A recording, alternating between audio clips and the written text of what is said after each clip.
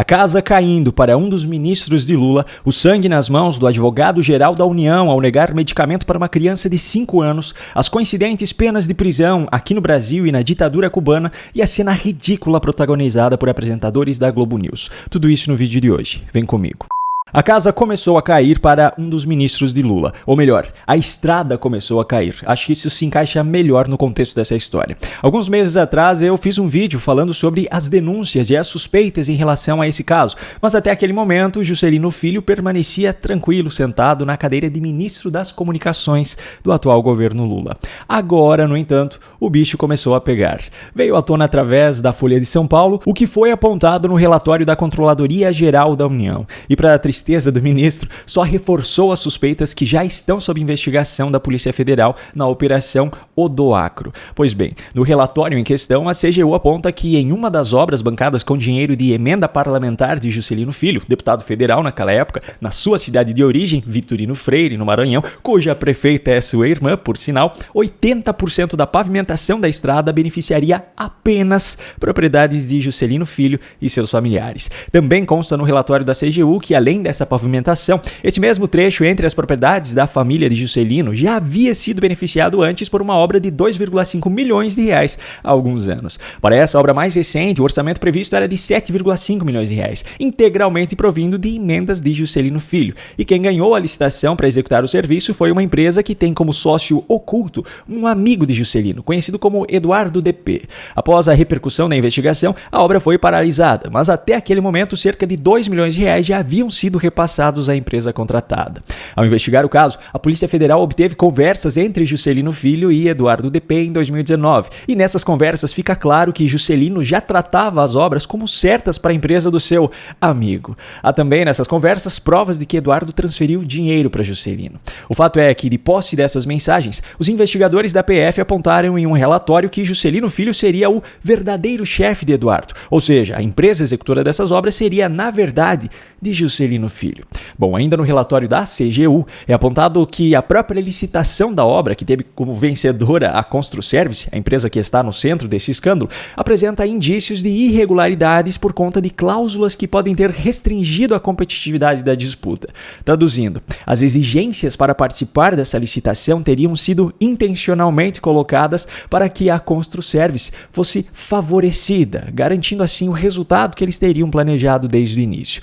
Nessa segunda-feira, 29 de abril, foi marcado pela Polícia Federal o depoimento de Juscelino Filho no inquérito que investiga esse caso para o dia 10 de maio. Essa será a primeira vez que um ministro do atual governo Lula prestará um depoimento à PF, não por falta de motivos para os outros, como é o caso dos respiradores comprados por cerca de 48 milhões de reais pelo consórcio Nordeste, que era comandado por Rui Costa na época e que nunca foram entregues. Mas até o momento, o caso de Juscelino Filho é a única investigação que já chegou a esse ponto. Partindo agora para o próximo assunto, que ao meu ver é ainda pior. Segundo matéria do site Metrópolis, a Advocacia Geral da União, ou seja, Jorge Messias, negou um remédio de 16 milhões de reais para um menino de 5 anos com uma doença gravíssima. Agora me permita explicar um pouco melhor essa história. Victor Yudi Pescetti, de 5 anos, sofre de uma doença grave chamada distrofia muscular de Duchenne, que degenera de maneira progressiva e irreversível o tecido muscular, fazendo com que a pessoa vá aos poucos perdendo sua força e, consequentemente, sua capacidade de se movimentar. Essa síndrome afeta também a musculatura cardíaca e essa normalmente é a causa do óbito de pessoas acometidas por essa doença. O tratamento para essa doença é um remédio chamado Elevidys, que com uma dose é capaz de estabilizar a doença. Ou seja, ela para de evoluir, mas o que já foi comprometido até ali não tem como ser recuperado. Só que essa é a única alternativa, não tem o que fazer. Mas tem dois problemas que estão complicando muito o acesso a esse medicamento para brasileiros, como é o caso do Victor. Primeiro, o custo. O Elevidys custa em torno de 16 milhões de reais, o que para a imensa maioria das famílias brasileiras é completamente inacessível com recursos próprios. O segundo problema é que, apesar da Food and Drug Administration, que seria o equivalente à Anvisa lá nos Estados Unidos, já ter aprovado o uso do medicamento lá, aqui no Brasil a Anvisa ainda não aprovou o uso. Tem um outro caso aqui no Brasil que ficou bem conhecido por conta da campanha feita pelos pais, que é o do Henrico. Ele também tem um pouco mais de 5 anos agora e os pais dele estão já há um bom tempo fazendo fazendo campanha, buscando ajuda de famosos e tudo que estiver ao alcance para arrecadar o valor desse medicamento para o filho, o Henrico, que também sofre com essa distrofia muscular de Duchenne. Eu, inclusive, divulguei algumas vezes no Instagram e no YouTube a campanha que eles estavam fazendo para ajudar na arrecadação. Pelo que eu acompanhei nas notícias, parece que recentemente a família do Henrico conseguiu na justiça que a União forneça esse medicamento para o filho deles, mas aparentemente até o momento ele ainda não tomou essa dose. Já no caso do Victor, o menino que eu mostrei lá no início, segundo a matéria do Metrópolis, a AGU, ou seja, Jorge Messias, está sendo a barreira que impede o menino de receber esse medicamento do governo. A Anvisa alega que o medicamento está em análise de forma prioritária, mas que a legislação prevê a importação excepcional para uso pessoal, ou seja, é possível, de acordo com a legislação, que em casos excepcionais o medicamento seja importado sem registro no Brasil.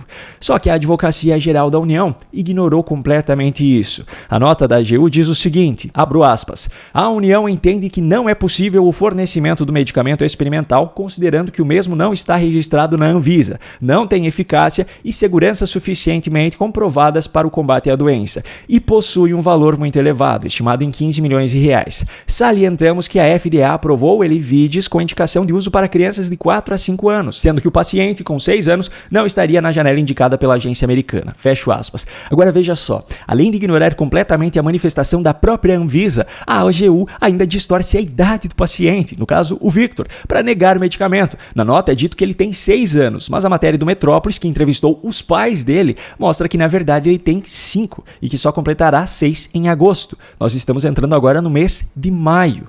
E ainda tem mais. Segundo a nota da AGU, o medicamento possui um valor muito elevado, estimado em 15 milhões de reais.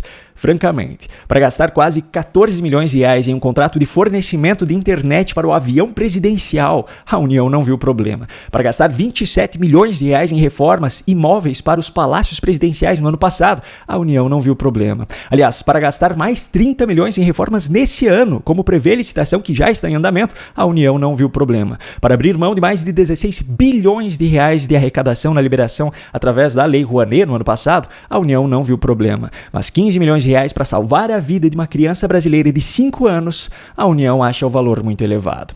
Sendo bem sincero, eu não consigo nem imaginar o que os pais do Victor estão sentindo após essa resposta da AGU.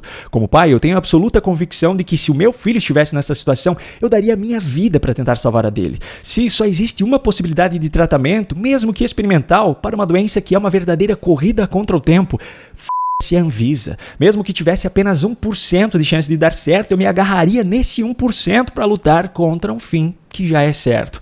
Agora imagine você nessa situação. A União tem condição de bancar esse medicamento. A Anvisa já se manifestou alegando que há possibilidade legal de realizar processo, mas a salvação para a vida do seu filho esbarra na decisão do Advogado-Geral da União, o Messias daquela conversa vazada entre Lula e Dilma anos atrás. Aliás, o mesmo Messias que hoje, mesmo que isso seja absolutamente inconstitucional, é usado como articulador do governo em uma tentativa de aproximação da bancada evangélica no Congresso, porque ele é evangélico. Me diga você, o que você faria em uma situação dessas? Bom, eu espero que você nunca precise passar por isso, mas acredito que nós, de alguma forma, podemos ajudar os pais do Victor e de outras crianças com essa doença a conseguirem esse medicamento através do poder público. Afinal, dinheiro tem. Só é preciso que aqueles que fazem a gestão dele criem vergonha na cara para fazer um melhor uso. Eu estou aqui contando essa história em detalhes para você. E agora você pode fazer a sua parte contando essa história a outras pessoas ou enviando esse vídeo, se assim preferir. Os meus vídeos têm um bom alcance nas plataformas em que são publicados. Então, se cada uma das pessoas que assistir compartilhar com pelo menos mais uma pessoa, nós conseguiremos mobilizar uma boa quantidade de pessoas para que talvez com a pressão da população, o Advogado-Geral da União e quem mais estiver no caminho autorize o acesso a esse medicamento para que essas crianças que, repito, têm nesse medicamento hoje a sua única esperança de sobrevivência. Eu conto com a sua ajuda.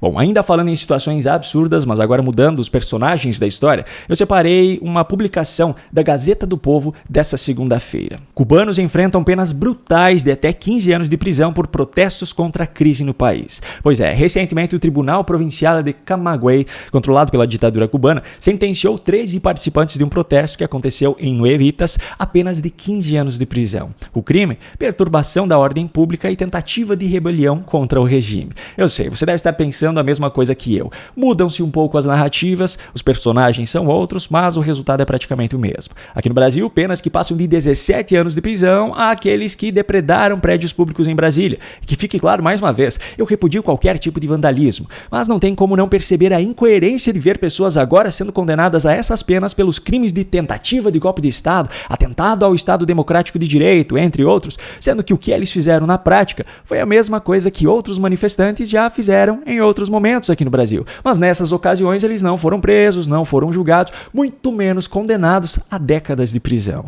Agora, enquanto acontecem esses absurdos que eu acabei de mostrar e muitos outros no Brasil, apresentadores da Globo News literalmente cantam e dançam em frente ao povo brasileiro. Come on, Vogue.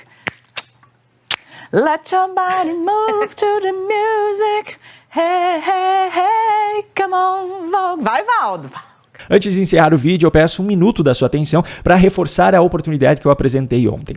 Talvez você ainda não saiba, mas o meu conteúdo, que hoje é a fonte do meu sustento, pode fazer você ganhar dinheiro também. Basicamente funciona assim: você pega vídeos aqui do meu canal no YouTube, ou de outros canais, como preferir, recorta algum trecho interessante de algum assunto específico, organiza esse recorte em um layout bacana e publica em um perfil ou canal criado por você.